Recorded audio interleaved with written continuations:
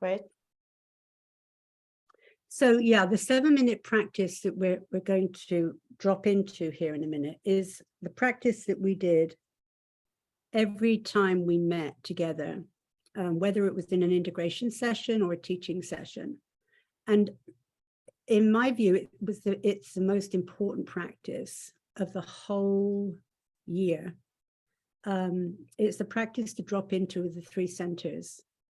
It's only 7 minutes long, and we were required and asked to do it every day. And we were required and asked to produce a written reflection on the impact of how those centers, as we were aware of them, were being outworked in everyday life. So to me, this practice is also today is also an orientation and an experience that has been deeply impactful to me. And so we will begin. So let's find our feet first of all.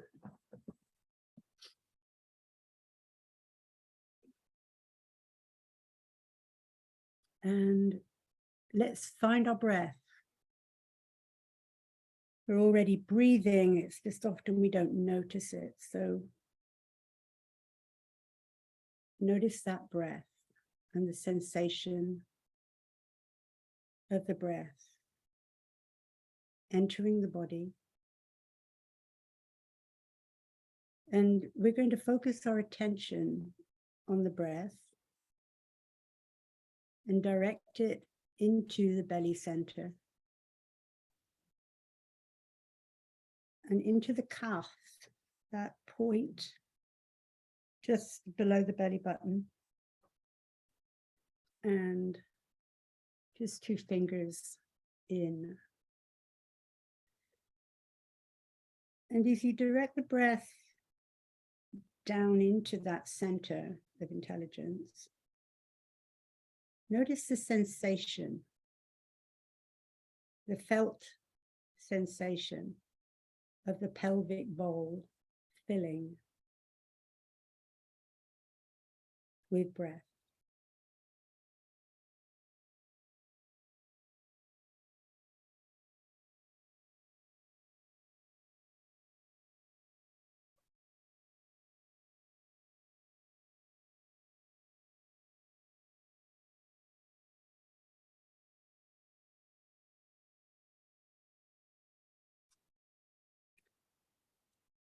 Notice any sensations of the breath entering the nostrils, back of the throat, dropping down,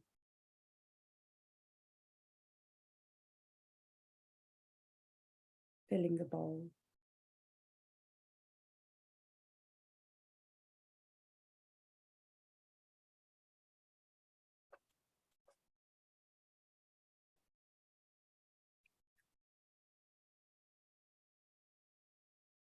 Notice the sensations of the body.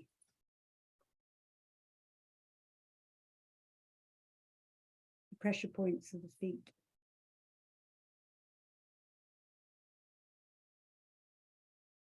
Back of thighs. Pelvic floors.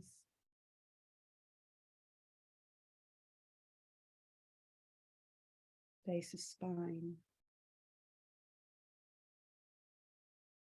As we sink into gravity.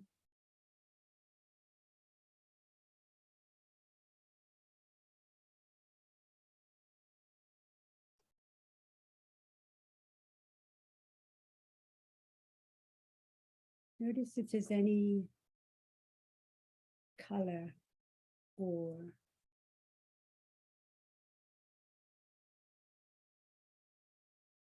warmth in the pelvic bowl as you breathe.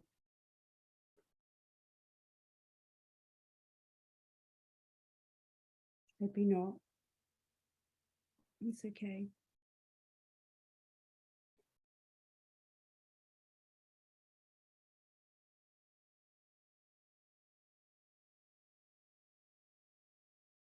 Our attention drifts. Let's bring it back to the breath.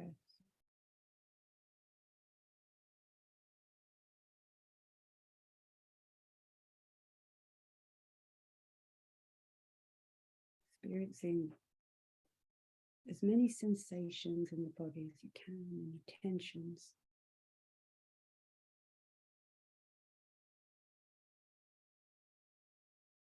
By the inward breath to meet those tensions. And on the outward breath, sense of letting go, softening. You see it's slipping deeper into the gravity of the chair. And the sense of holding, being held.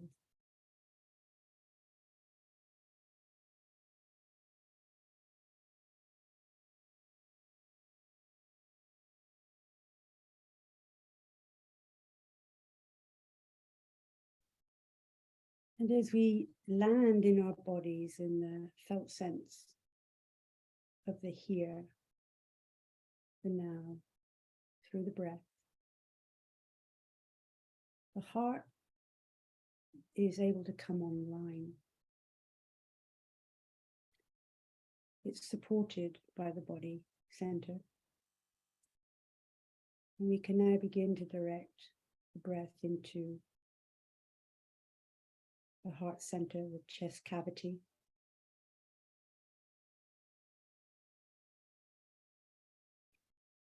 And as you direct the breath, just notice the shift in sensation of the body as you expand, allow the breath to expand and fill the rib cage.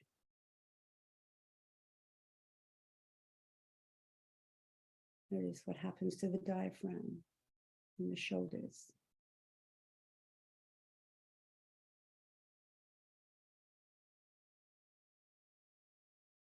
And we're looking to fill this center with expanse, allowing that breath to seep through the rib cage into the atmosphere, all the way to the back of the spine.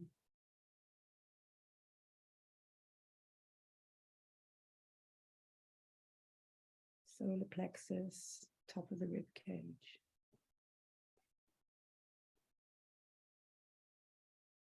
This is the center of sensitivity.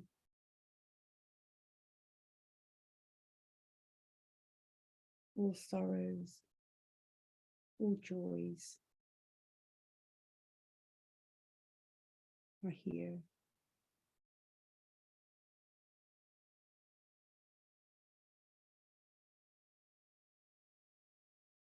It's a place of kindness, compassion.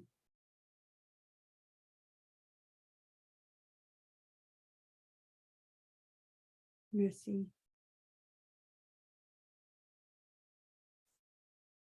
As you receive the breath here, allow the breath to really nourish you, cherish you.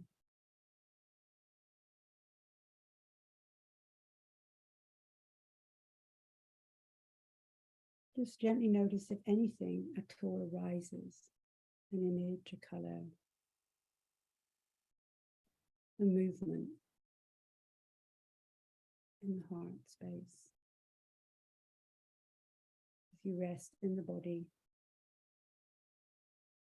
and allow this center to open, to be affected.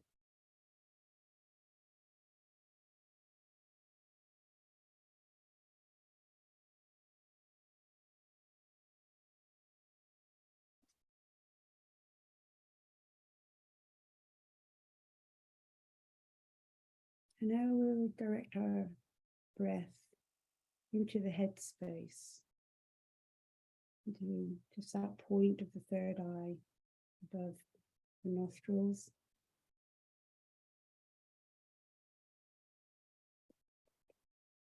And the eyes, the center of the forehead.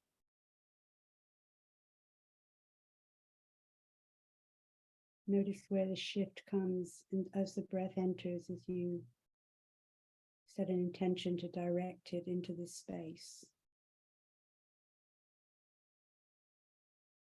Maybe the head is a little less noisy now.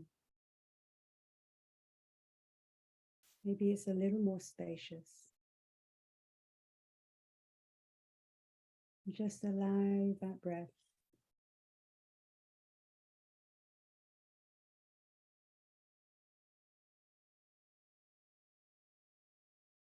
to soothe and refresh and relax the back of the eyes.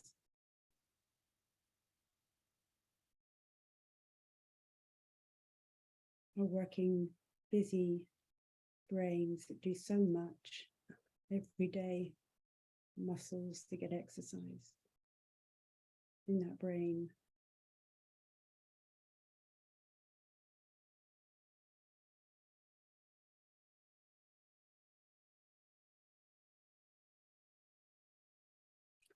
This is the center of illumination, discernment.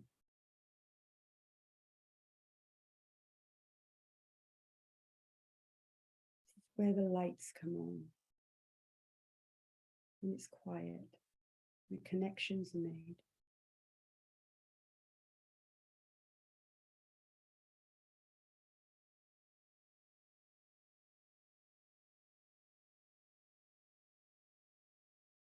Allow the breath to circulate the skull and just down and around the base of the skull and the neck.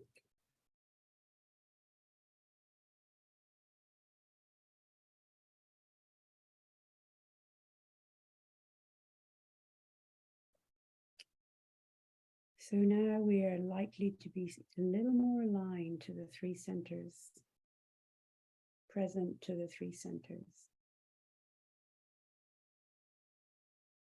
In the here, in the now moment that we're sharing. So let's breathe through the three centers, just allowing that breath to find its rhythm, integrating and moving through all three centers.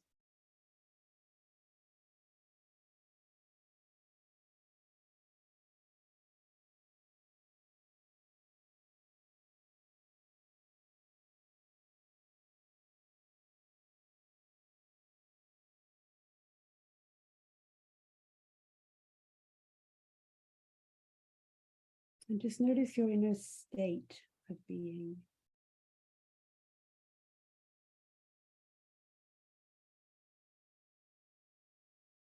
Here, now.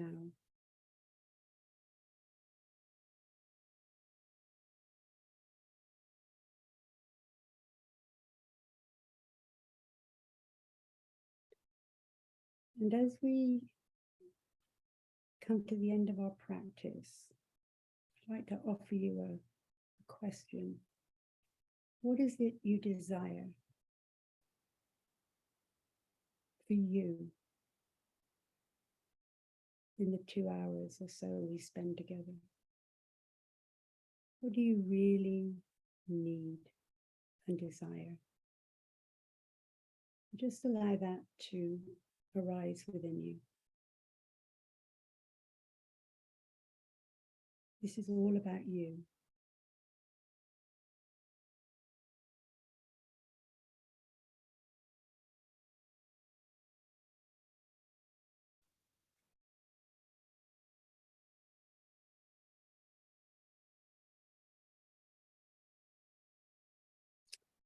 And here ends our 7-minute practice in the three centers and the circulating minute through all three centers. And when you feel comfy to do so, just allow this inner state to come through into our group together, into this container we're creating here together in the field. And we'll meet each other with our eyes.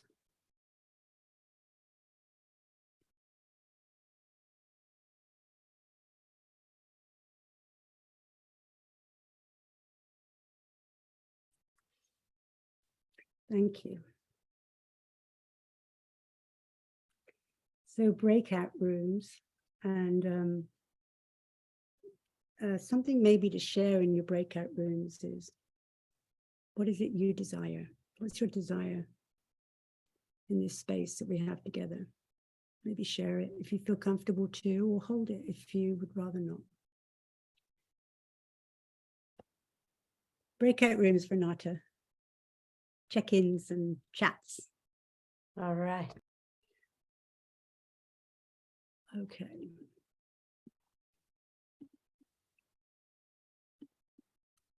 All right. So thank you, Ingrid and Renata, for inviting me to do this. And thank you, everyone, for joining this field, this container that we're creating together today. And I hope it will be an energy field of presence and love. And both Ingrid and Renata have had deep impact on me, and so I'm grateful. I'm just very grateful to be here. So I may have some technical difficulties here, and I may need to call my hubby in a minute. But I'm not seeing what I need to see. So let's just do something here. Okay, now I can see what I need to see. So I think I want to start here.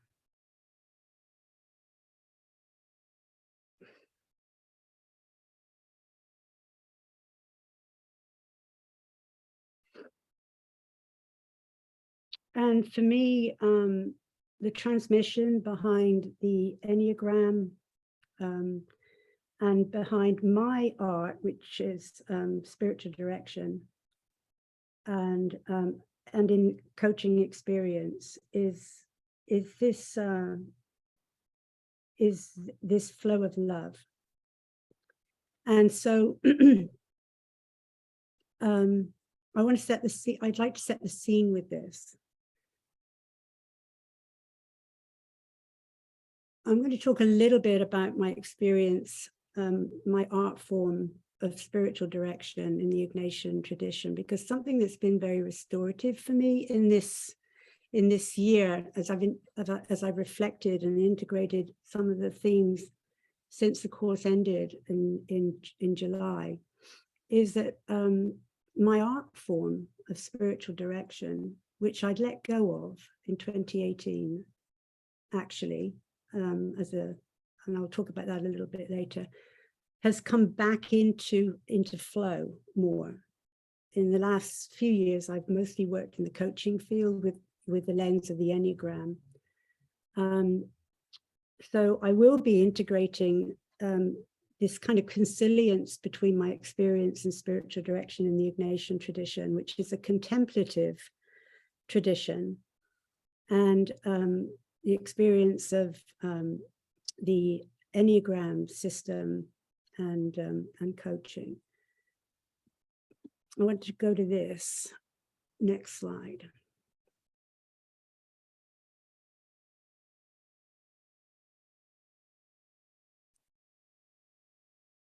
I don't know about you guys, but this self-love, receiving it, holding it, enjoying it, trusting it, participating in it, is not the easiest of things for us to do.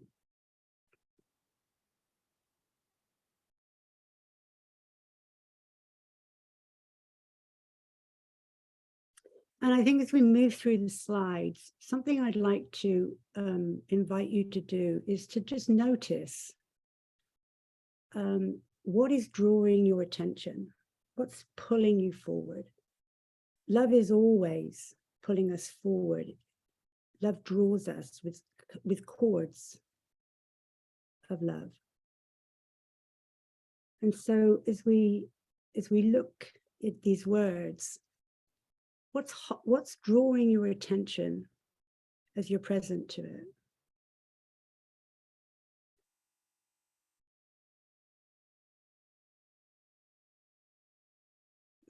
It might be a word or a line. And you might want to write it down. And it might fit somewhere with your desire for today.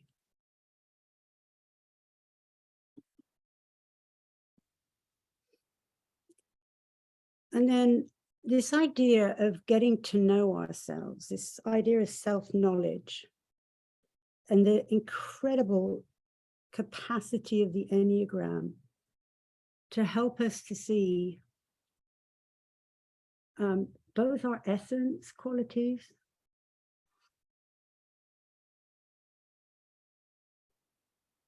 and the beauty of who we are, and also the structures that keep us trapped in our defense mechanisms, coping mechanisms.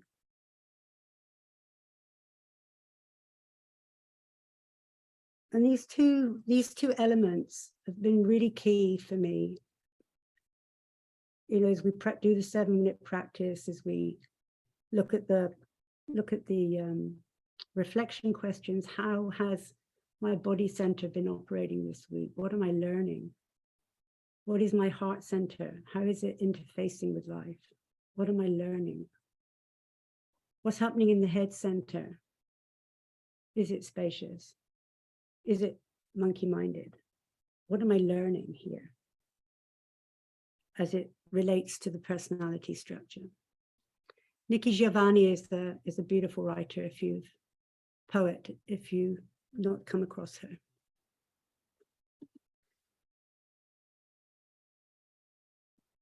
And again, I invite you to just look at this slide,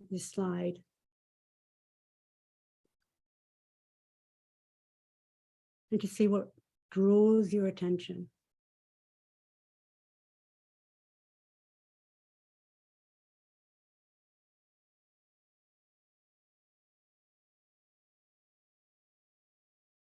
And just make a note of it. See what's standing out to you.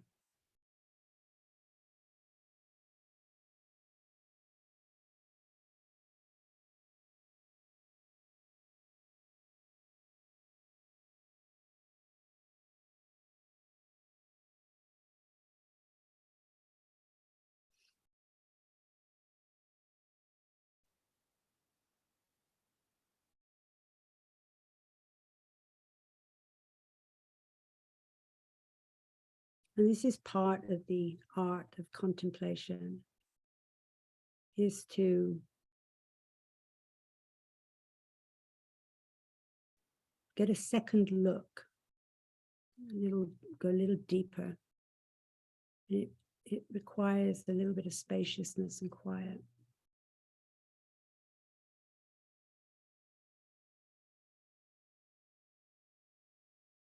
Maybe take a few breaths into this as we absorb it.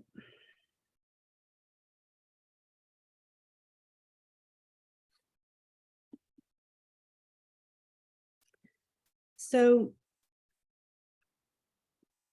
this is my tradition, and I don't have the time to go into a lot of it, but these are movements within the body. It's a full body spiritual direction, discernment, but these are focusing mostly in the heart. And these movements are very, very important in the work. Consoling movements of the heart that are warm, and there is a light energy. And in our little triad, Ingrid was saying for point 7, this is where the deepening, that we're looking to deepen the experience, the savoring, the inhabiting, the relishing and the cherishing. They're just beautiful, they're beautiful movements in the heart.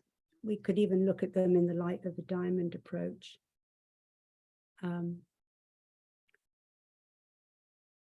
They're graces, they're portals of grace. And they generally produce gratitude, generally produce a deeper sense of faith, a deeper sense of hope,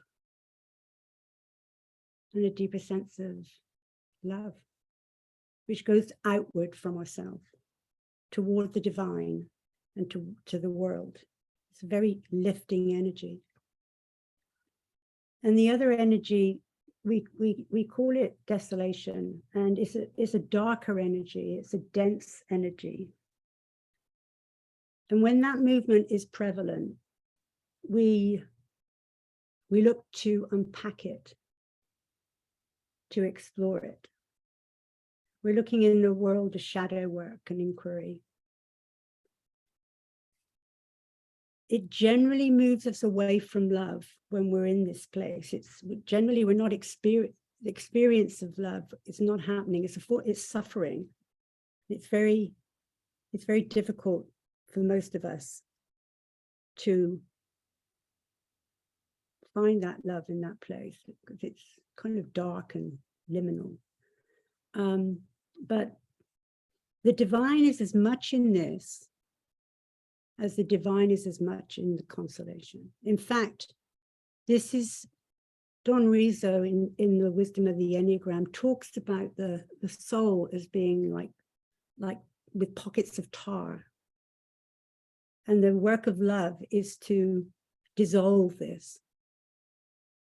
His point that I really want to bring us to focus on is that it's very difficult to look into the shadow, to look and explore this darker pocket if we're not steeped, held, experienced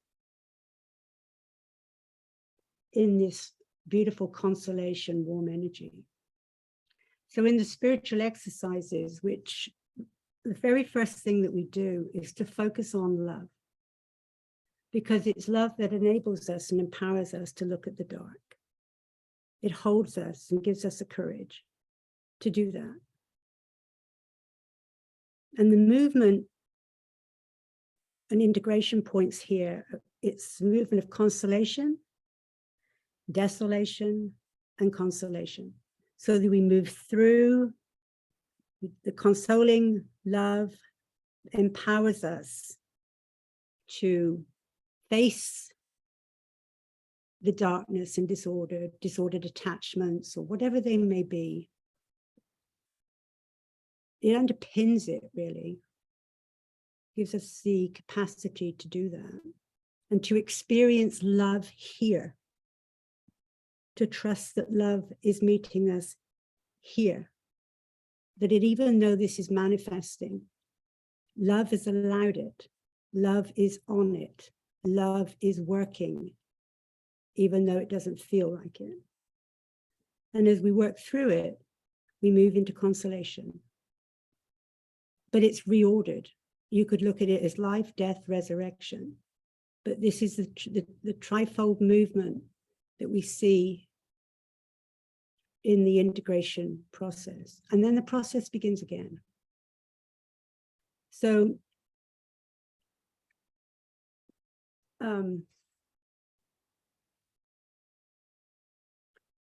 again, just see what stands out to you here. What's drawing your attention? And take a little break to breathe into it and allow it. Allow love to reach into your heart through these words.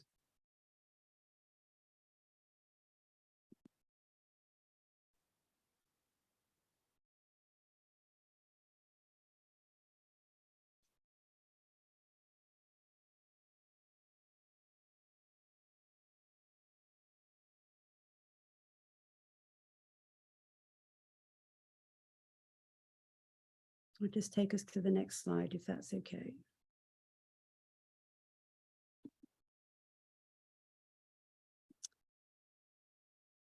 So as I thought about this work, and I know most of us know this, but But to me, it became so much clearer that, this inner work is, as Russ would say, it's the work of presence.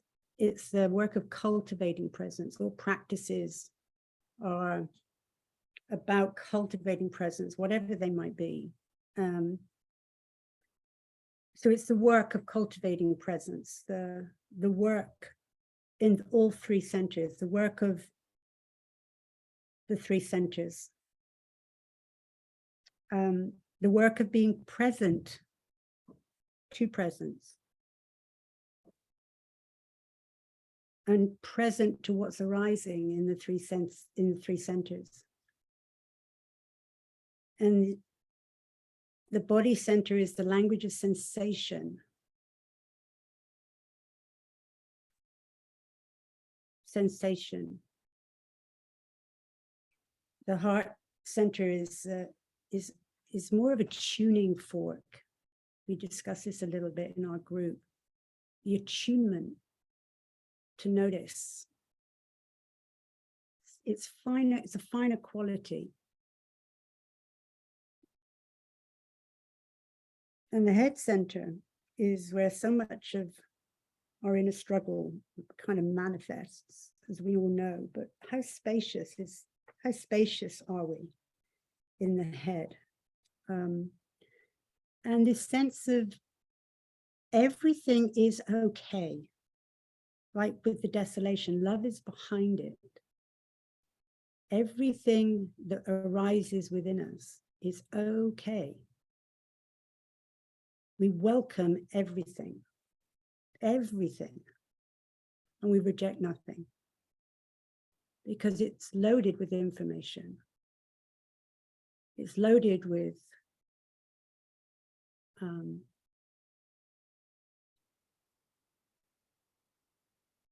information that helps us in our inner work. So we welcome everything. Everything belongs. All of the shadow. Most of our inclination is to run. And, it takes tremendous courage to stay with what's arising within us and to notice.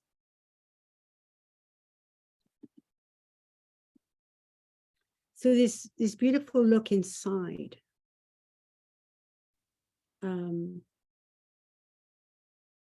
at what's happening through the inner observer and through inhabited experience. I was listening to Julie Harris the other day, and Julie made a great impact on me. Some of you may know her. She's in our community practice here. She's done a tremendous amount of work in the feminine and masculine archetype through ancient figures of Egyptian mythology. And this feminine component, this nurturing, cherishing, savoring, heartwarming energy that comes to us, is always looking to bring us forward and inviting us to inhabit the experience, to savor it, to cherish it, to relish it, to stay there and allow it to deepen in the heart. And the inner observer is that faculty of, and Ingrid knows more about this, and so she may correct me, but in my limited knowledge, the inner observer is kind of observing everything. These two things are both important. The inside eye, the eye of the heart, as well as the awareness of the intellectual faculties that we have. And this underscores some of the things that we're looking at here. Awakening is awakening to both the desolation and the consolation. It's happening simultaneously. It's not separate. It's all intermingled.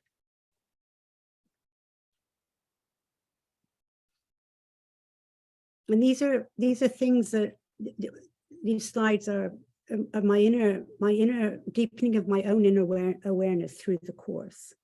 So it's kind of my heart that I'm sharing here in visual form.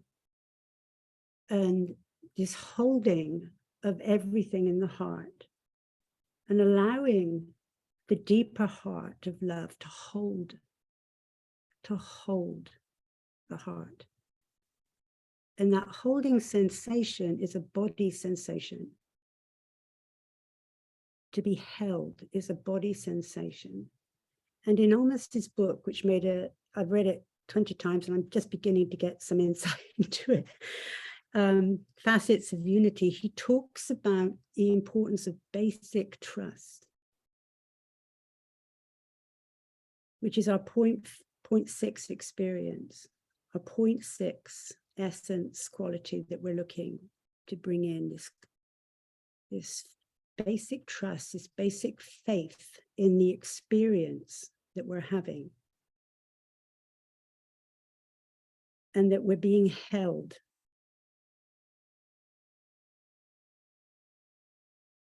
That some love is holding us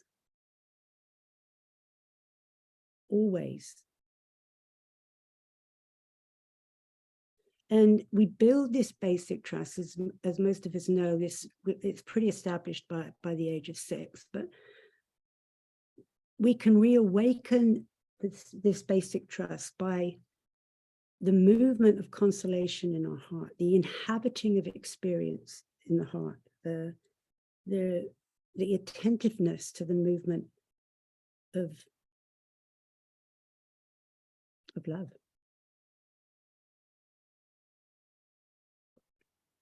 And the more we build that experience into our heart, the greater we're able to face the beasts and the jackals of the shadow.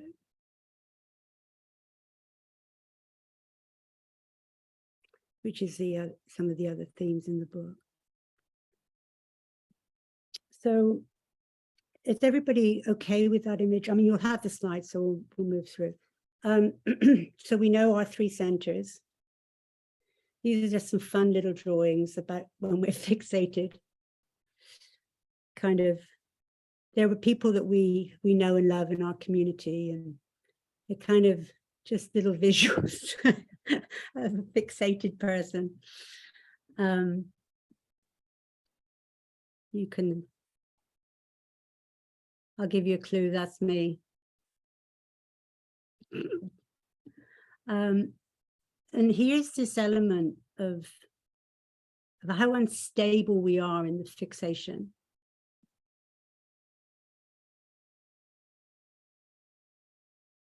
How fragile we are in the fixation and in the passion.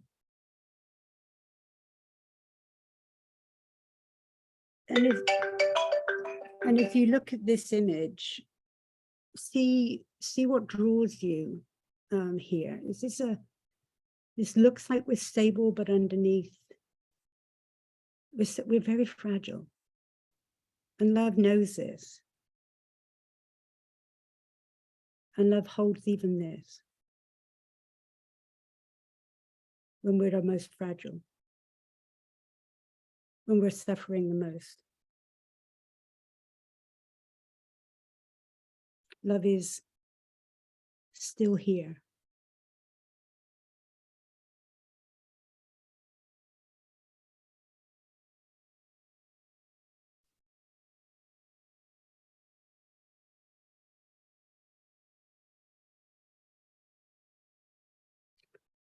Let us move on a little. So here's our centers of intelligence. And all of these drawings they're just, we all know them, but they come from others, and I just want to acknowledge that, especially as we move into the levels of development, which is the absolute brilliance of Don Rizzo, who was a Jesuit actually, and was trained in the Ignatian spiritual exercises.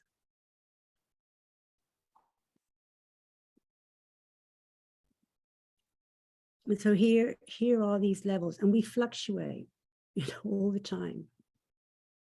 And this teaching on the levels of development has been very, very impactful for me. This is some notes that we put together. I put together for my teachings in the program.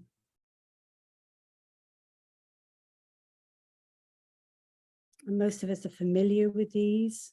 If it's okay, I'll move through them. But most of us are hanging out around here, kind of in the object relations world. But sometimes, as we move up the levels, we get to have this more presence, and we get to look at we get to see more of this. The more presence we have, we get to see more of this. And so the work is not pretty work. It's the gift to be able to see it is the gift of presence itself. And this fragility that we have is still held here, even down here. This fragility is held with deep compassion, deep love, deep acceptance of us, in the holding of us.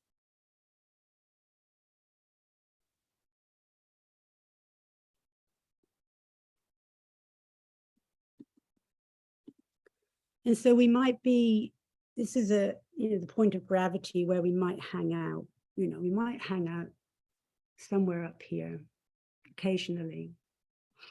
And, we get to, but we'll also drop down, we'll drop down. Maybe our center of gravity, we may drop down. We may pop up, but these are shock points. And I'm going to talk about shock points in a moment that drive us down the levels, and they can even drive us up the levels. And how do we handle when we're going upward as well as going downward? And here we are at our average level, and here's what we're observing here. We're kind of a little bit more in our fixation here, a little bit more in personality here. This is Russ did this, so it's his work. We've just kind of appropriated it, really. So I think actually before I go there, I just want to look at these shock points for a minute. So this is my visual experience of a shock point when I'm kind of just blown away by something. The ground shifts underneath. It's the element of surprise. Catches me off guard. The shock point of the law of 7. Masses of processes all at work.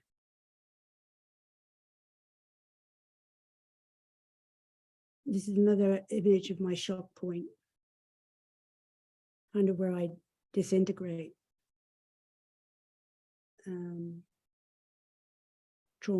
Old traumas may come up.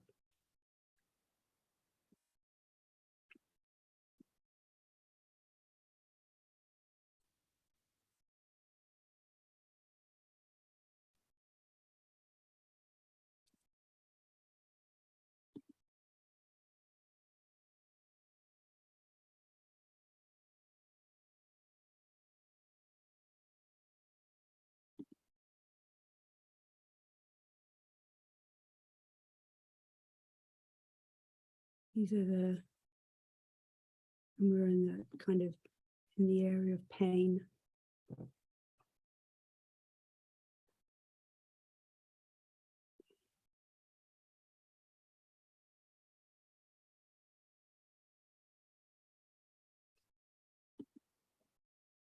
Overwhelmed, 0.9.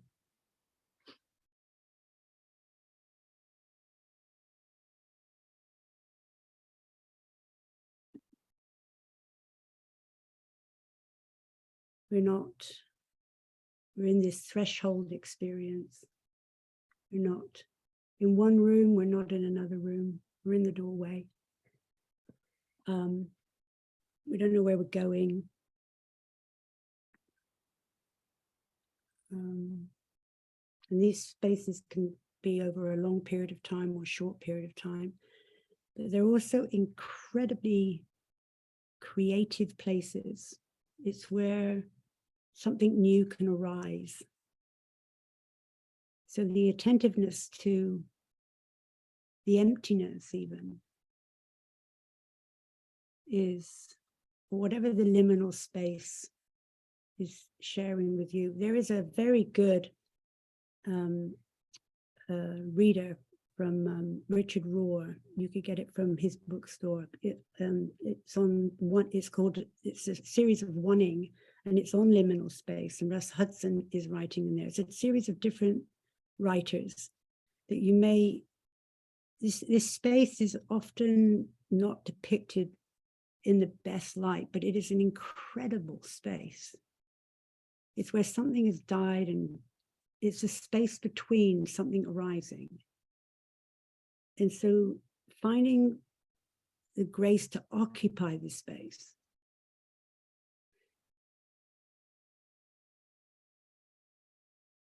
is being attentive to it is a focus.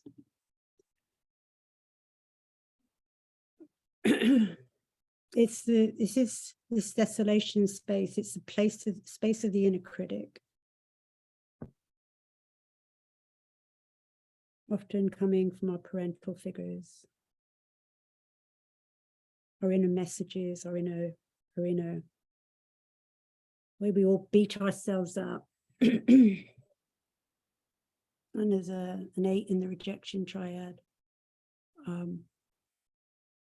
These are pretty brutal on themselves. I mean, we're all brutal to ourselves. But when that thing's going, man, it's painful.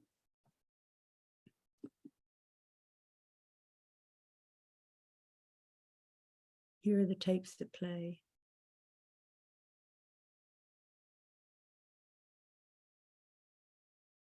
Rewinding into the past. All the fears, speculations about the future.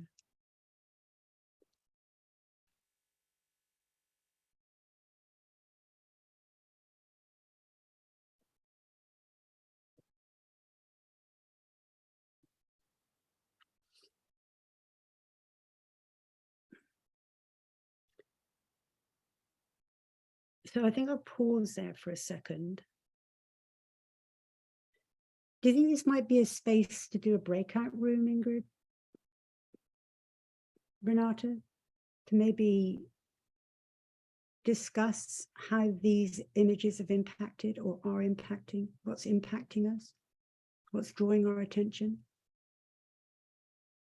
Or do you think we should, I mean, I'm open, or is this a point for questions? Maybe we could take the temperature here.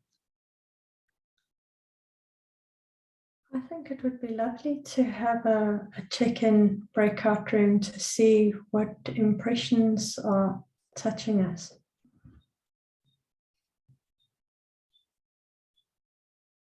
Renata? Good. Let's do it. How long should we do? Well, if we do breakout rooms of 3, what do you give people? 3 minutes each, 5 minutes each? Yeah, 3 minutes each. Do a 10-minute breakout, 9 minutes with a minute to come back. So maybe have one person time, and keep the clock going, watching the clock. And the other 2 that are listening, I invite you to notice what they're sharing and how it's affecting your centers. Being attentive to what they're saying and the impact of what they're saying on your centers, on your being. And just hold that and make notes even of what's happening on the inside of you in the 3 centers. No need to share it, but just be aware of it. And no interruptions, just be attentive listeners holding space for the vulnerable sharing, as vulnerable as we feel comfortable to be in this space. So we're creating a little container for each other here. Is that okay? Perfect. So we're going to break out. Okay. For 9 minutes, 3 minutes each in 3, 2, 1.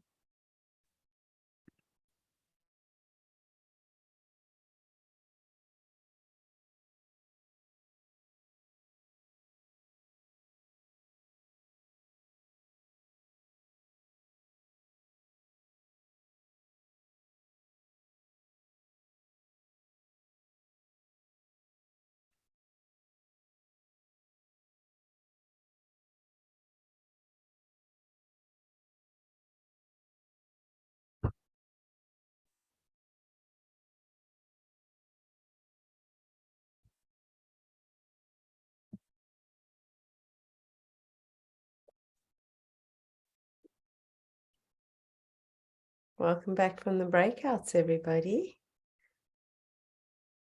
Lynn, would you like to invite some reflections from the breakouts? Anybody like to share?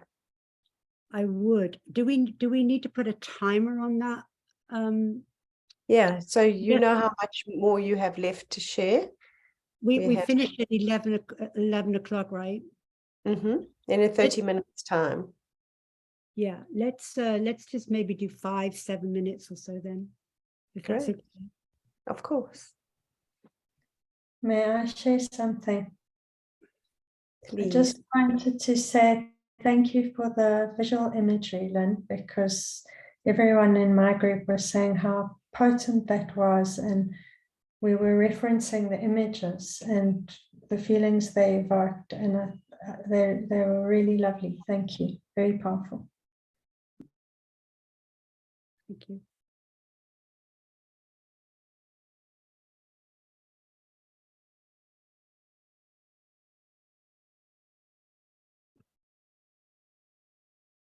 Who else would like to share something, a reflection from your chats?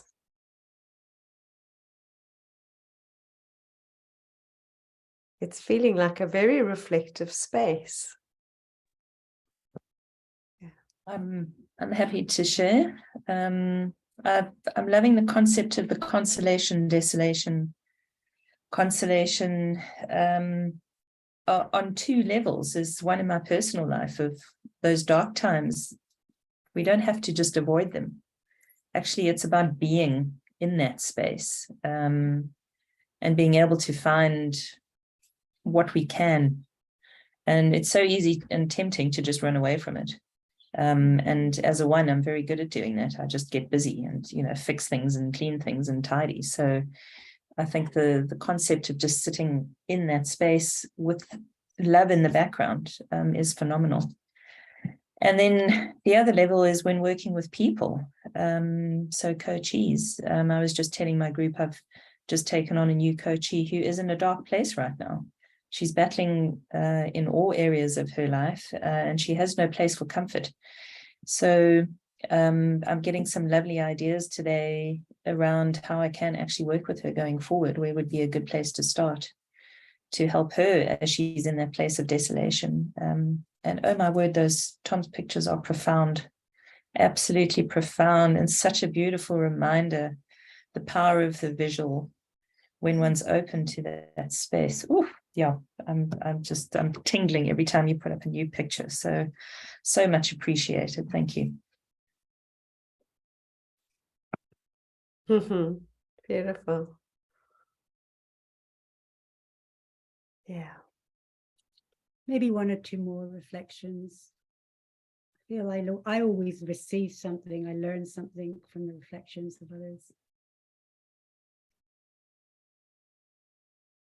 Yeah, Don, go ahead, unmute. I'll jump quickly.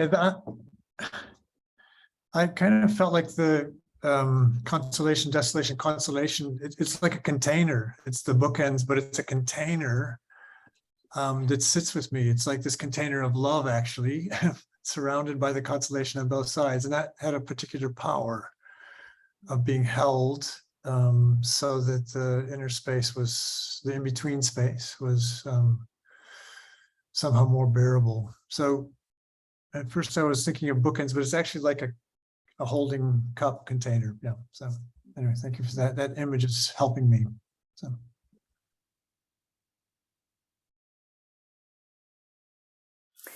Then could I ask, the consolation, desolation, consolation, that felt to me like the law of three, with the consolation emerging from the desolation, the reorder, that would be the reconciliation. Is that a correct understanding, that it can also be seen in the aligned with the law of three principle? This is a lovely question, thank you. And I did want to try to bring in the law of three. I mean, that concept is, that structure in the Enneagram is a big structure, but again, Julie Harris helped me personally in an online coaching session in the trainings to actually hold the polarities of both the consolation and desolation. They're both in the heart. It was a particular struggle, but this is a really good question, because yes, if we can hold the polarity, if we can stay with the tension of holding the polarity and not dropping into one side or the other side, and we can feel the weight of them even in our hands, we can actually do an exercise to bring the polarities together into this container and invite the reconciling force.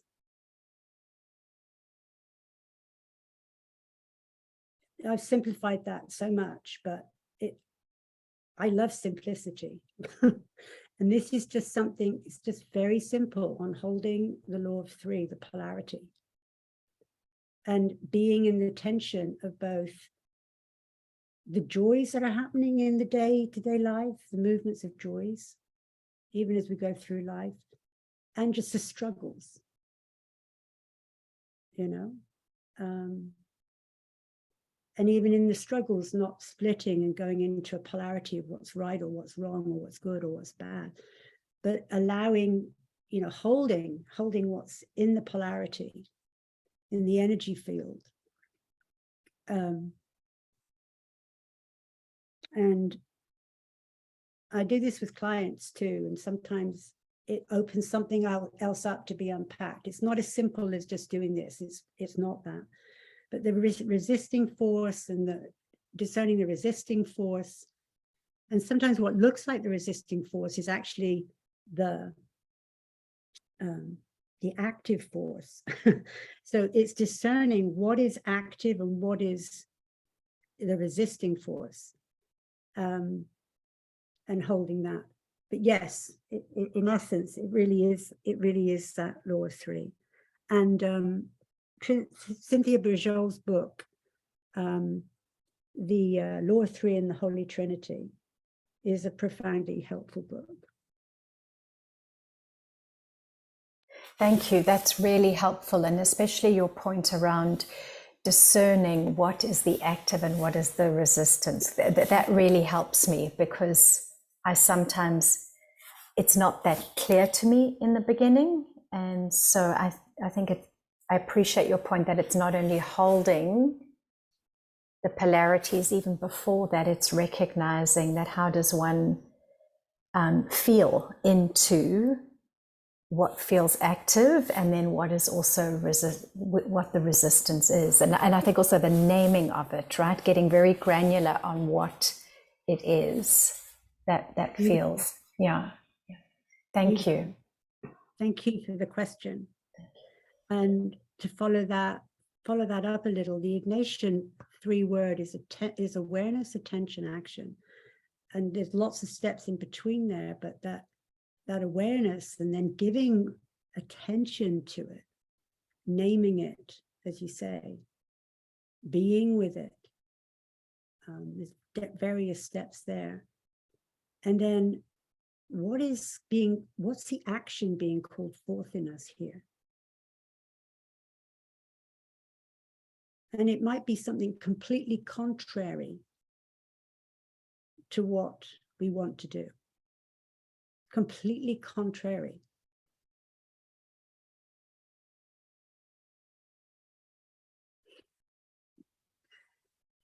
Oh gosh, 10:39. So I kind of want to go into my direct experience, because this is something that we wanted to focus in. All of this has been my experience. I just tried to do it through visual language, but I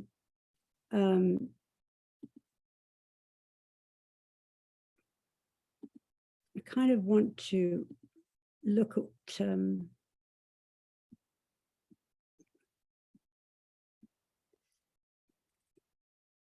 share an experience with you, which was profoundly deep for me. So this is my kind of thing around the Hornevian and the harmonics. So I'm going to focus mostly on me. You'll have these slides if you want to look at it, but my points of reference here are 8 primary, 3 and 7. So I'm triple assertive,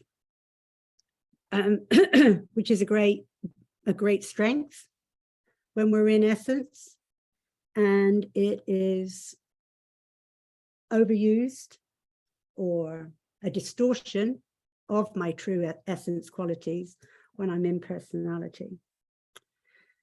And I'm primarily an emotional realness coming down here. 8 is emotional realness.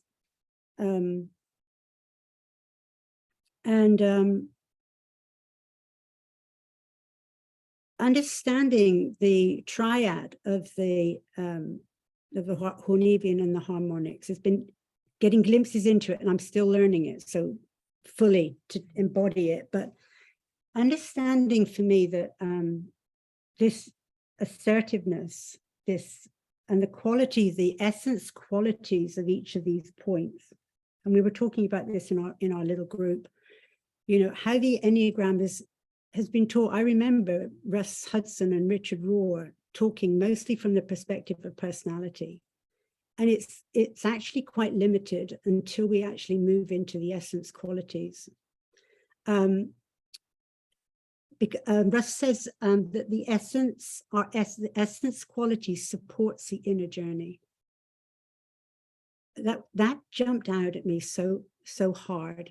And Sandra Maitre and Russ and the keys to the Enneagram, they're highlighting the essence qualities that actually we can dip into those essence qualities to support us on the journey. So for instance, the fundamental essence quality of point 8 is strength. There's variations on that theme, but it's strength, and in the essence of strength, it has great courage, capacity for risk, capacity for challenges.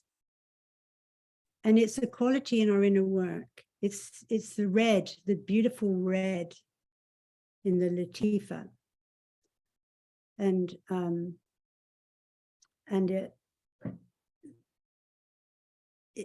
this courage that we can bring to our inner work.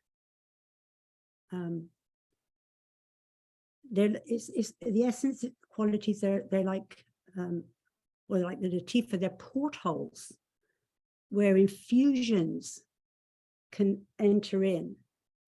And so there's a paradox here where essence of strength is made perfect in my weakness, in my greatest vulnerability. So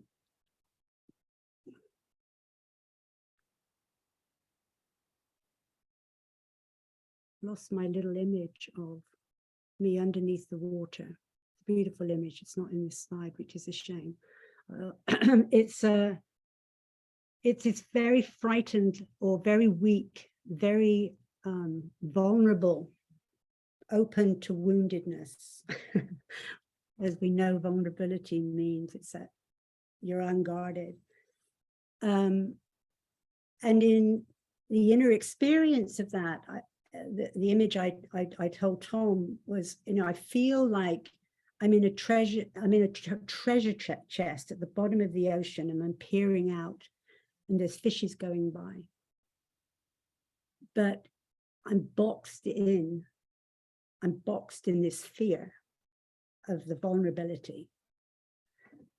And so I can call, and this was an awareness that came to me, that I've done this in my inner work. And I didn't even realize I was doing it. That capacity for strength and courage and risk, to dare to risk that love is holding me.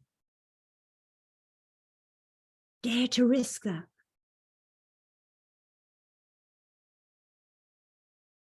The courage to look at what's real, what's manifesting in the shadow, and to be brutally honest with it and not run away from it, and receive the portal of mercy, the portal of kindness, the portal of compassion, which is the green latifa in the heart, capacities of the heart. To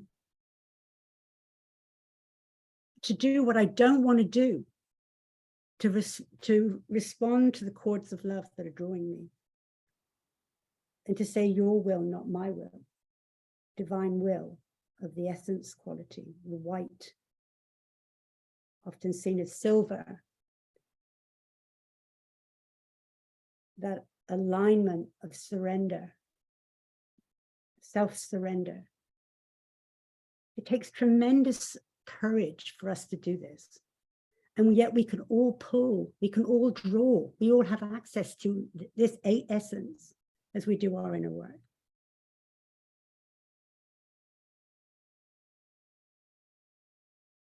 To dare to go where few will go, to dream the impossible dream.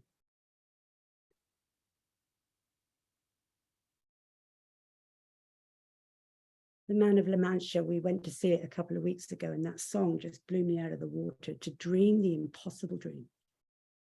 There's also a 0.7 and a 0.3. Infinite possibilities. So I'm very touched by this, the essence qualities, and opening up, allowing the essence qualities to flow into the heart. And the black, the stillness, the holding of God.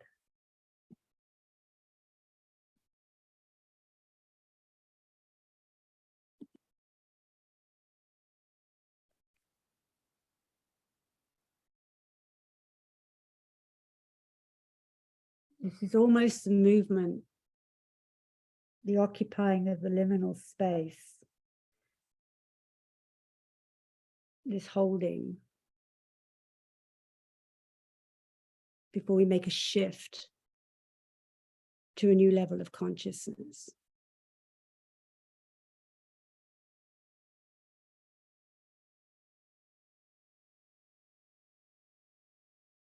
I haven't got all of the heart qualities there, but it's this beautiful image of the stillness, the silence,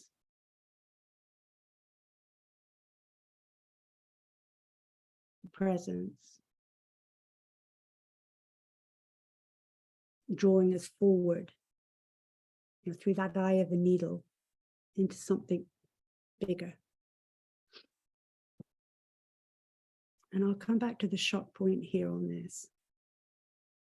I'm not going to have time to cover all this material, but this is often my shock point where I feel I've made a shift. It's like I'm blown away. And I kind of experience, these are my shift images. Kind of in the brain, it's like moving staircases. And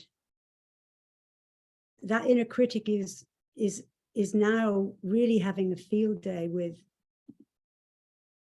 the shift.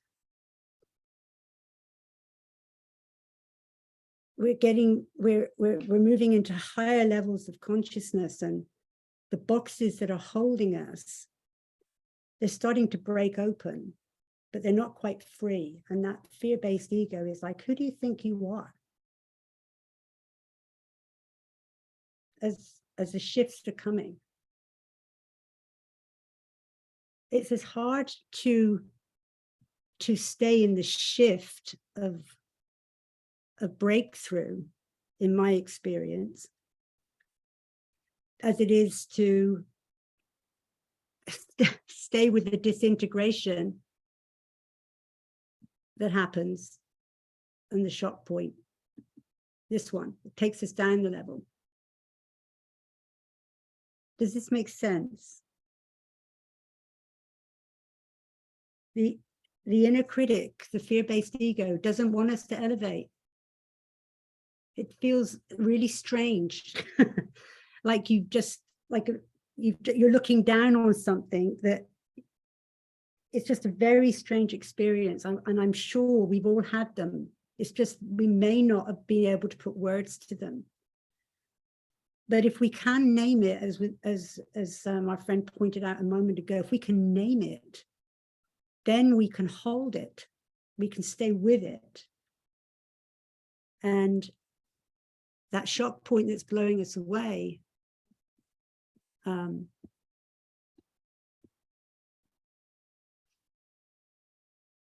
where's my image?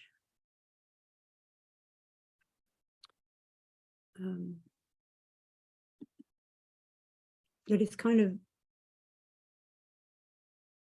setting us free into levels of we're leaving something behind, allowing it to fall away. The word allowing, naming it and allowing it, and holding, being held in love again as these shifts are happening for us.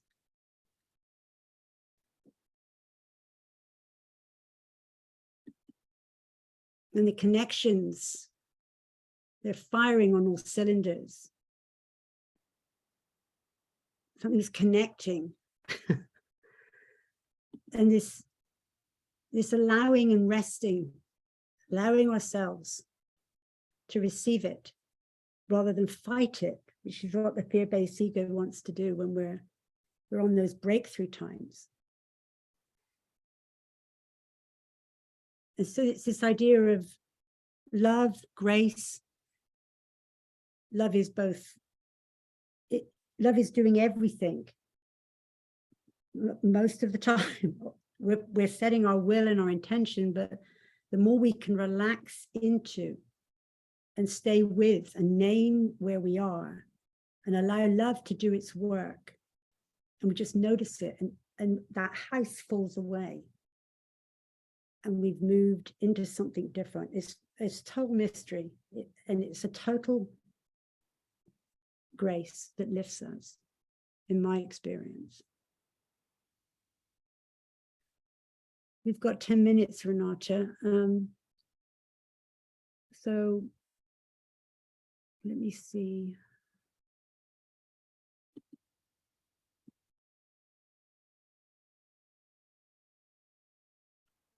And this is just a beautiful image of presence.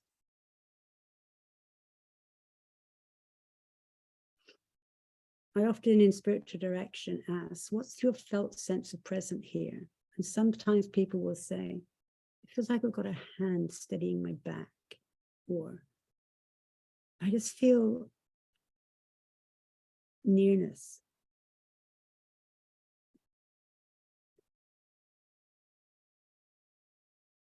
But this is compassion right here in the midst of desolation. But equally it could be the stillness of God too.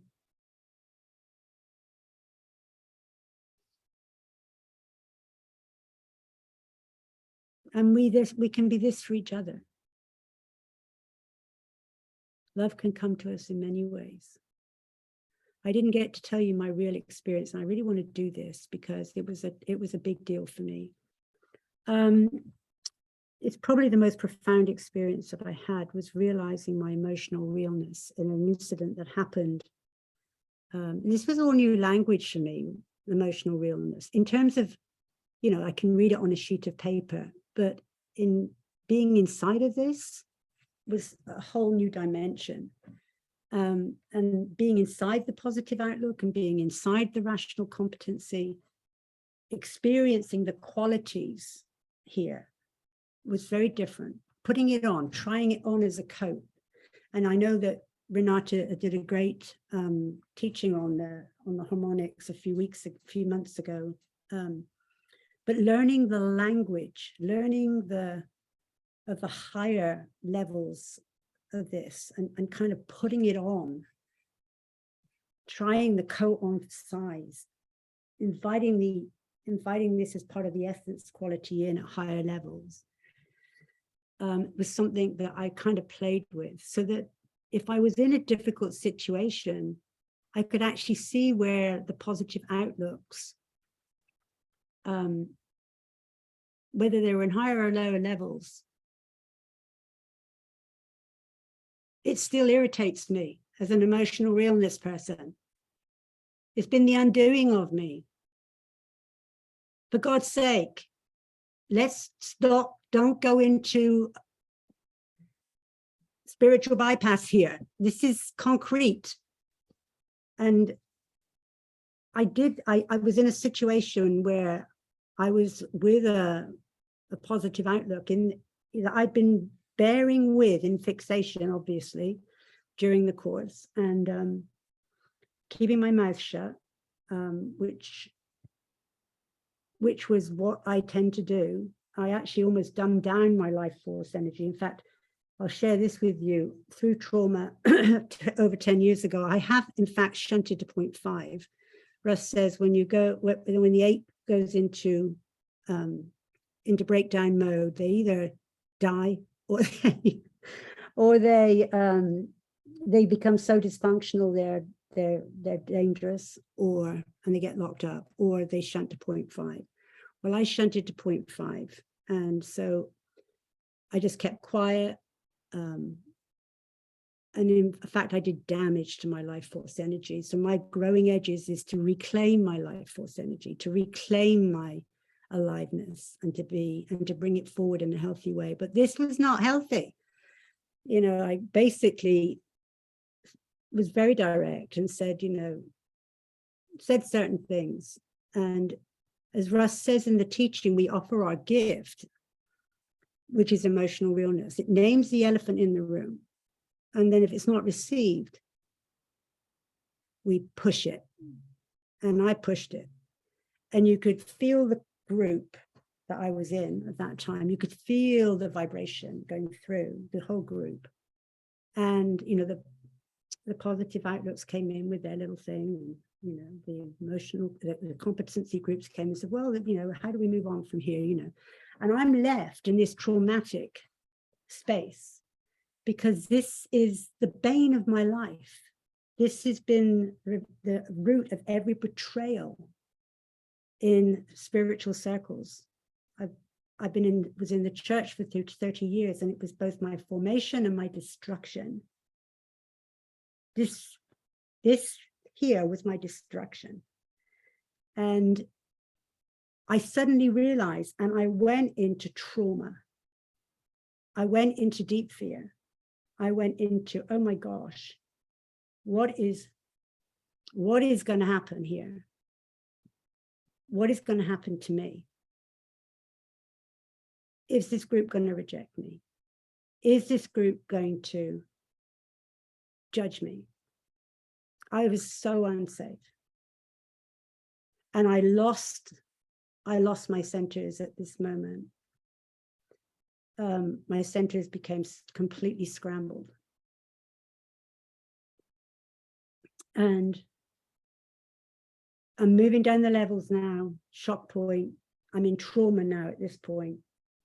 And when we're in these places of the lower levels, when the centers are scrambled completely, we lose all sense. We're spinning out of control, and we're very lost. And a teaching that I found invaluable was when the 8 goes offline, when the 8 goes into this space, we speak to the heart. We remind them of who they really, really are. And a friend in this group sent me something on from Gateways of Presence, 9 great gateways of presence. And it was on the 8 and how they don't do well in spiritual circles. 30 years in spiritual circles, trying to be the spiritual person, trying to dumb down my 8-ness, moving down the fixated levels, not being my true self, trying to be what I thought what I should be. And so I just suddenly saw it all in my history, just kind of unfolded, and I could just see it.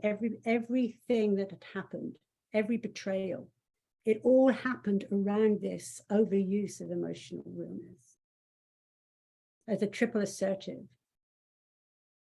And just the inability to be able to see or even picture the qualities of, rational competency. That would drive me nuts. Moving on. What are we moving? We stay with what's real. Positive outlook. But what are we learning from this? Well, let's look on the bright side. And so it was a real imbalance for me, when I got into these spaces, and it was very traumatic, and viscerally I was out until my friend came in and spoke to my heart and spoke sense to me. Suddenly I came out of the spinning. And I wish I could go a little bit more into this, because the imbalance of centers are basically the 8, 3, and 7. When they're in fixation, they have less access to their heart, and they need to be working on their heart issues. The 1, 2, and 6, when they're in fixation, they lose touch. They're in the loop of thinking and doing, and they need to develop their capacity to know their innate wisdom and their inner knowing. And the sorry, I don't want to be there. There's my screen. Oh, I don't know where I am. I've lost my. Well, we're coming to the end, but the withdrawn types, the 9, the 5, and the 4, they lose touch with their body, and they're in a thinking loop. And with the 8, they're in this instinct thinking loop. Their heart's completely offline. All of the heart, 7, 3, and 8, the heart goes offline for different reasons, for different motivations. But it's for the 3, they're too busy to get to deal with their feelings. They're too busy to go into the liminal space. With the 7, they're too busy thinking, doing. They just lose touch of that beautiful, kind heart. It just goes offline. It doesn't go away. It just drops back. So this was probably the most impactful teaching for me that really helped. And I'll end there because we're at 11:03.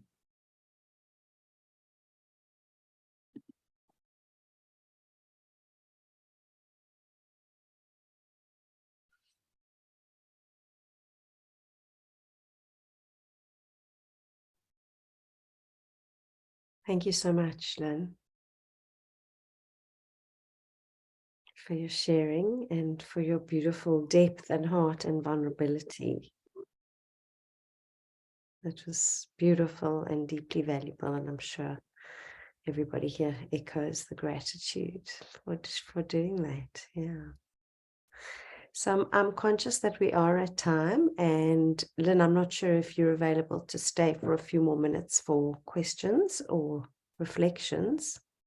I'd love to. Thank you.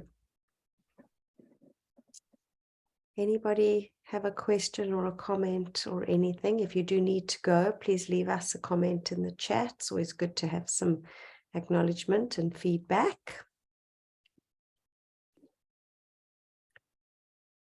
Ing, my compatriot, what say you? I say thank you so much, Lyn. It was a really lovely, not just learning, but an experience to be with you, and I felt like I was being carried along by a quality that you were offering us. And I think it's called love. So thank you so much. It was really gentle and soothing experience to spend this time with you. So thanks. Anybody like to ask a question or share a reflection or anything at all? I love the symbolism, the pictures, so we can bypass, you know, they speak to a very deep level. I think everybody was very moved by the pictures.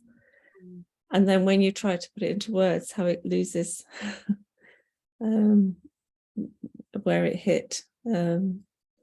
So I think obviously they're drawn by your husband, who's obviously done, you know, a great deal of inner work, because that picture speaks 1,000 words. It's just actually sitting and reflecting on the picture was really lovely. And just to reiterate Ingrid's comment about love carrying us through this session and holding us, and you know, that picture of the compassion with the spirit, you know, the spiritual director with a hand on the back, just really struck me how, you know, that's the relationship we need to have with ourselves. That, you know,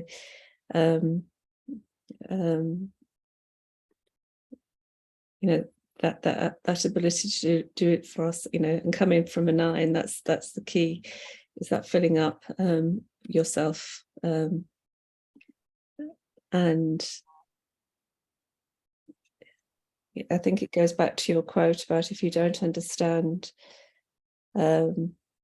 yourself, you don't understand anyone. And I think that cliche that we all hear about, if you can't love and accept yourself, that you can't really be present to other people in a non-judgmental way if you can't do it to yourself. So that cliche that you hear, oh, you can't love yourself, if you don't love yourself, you can't love others.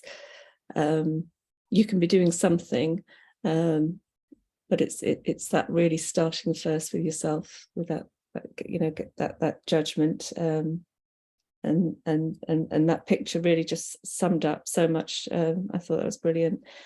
And lastly, that last slide, can I propose that could be the first slide for your next session, Lyn?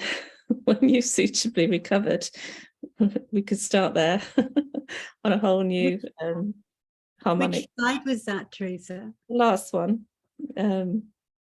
the harmonic slide. So we could really unpick what that emotional realness and what that positive outlook, what is it trying to do? What's it really trying to do for us? You know, how's it really trying to serve us?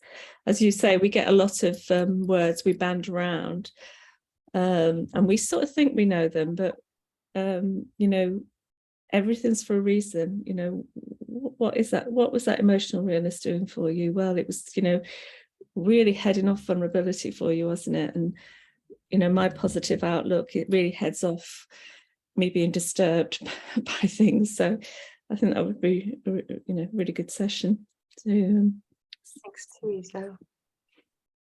so thank you, Lyn. Thank you. Thank you.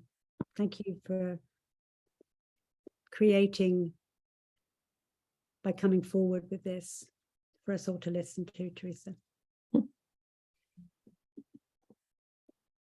Anybody else have a thought or a question?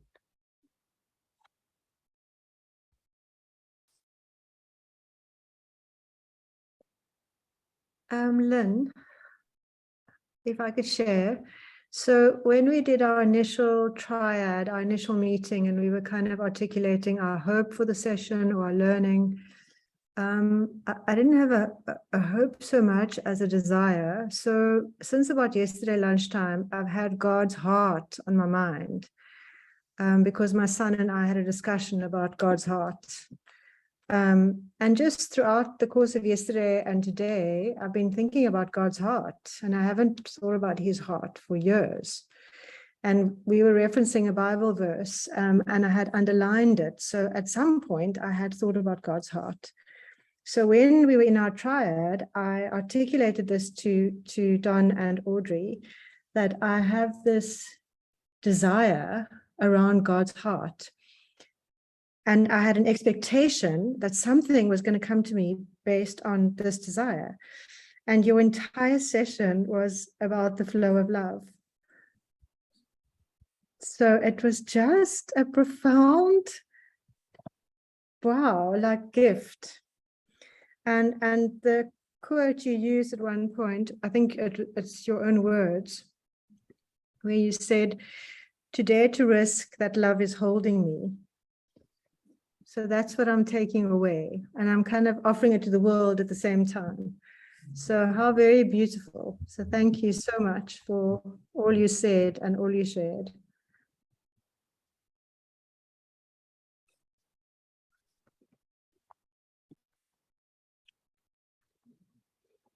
Thank you for sharing that.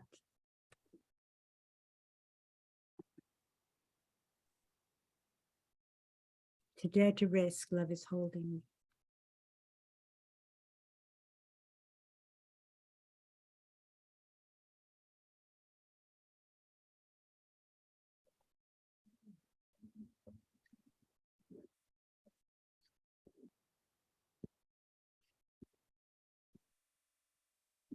Any last thoughts?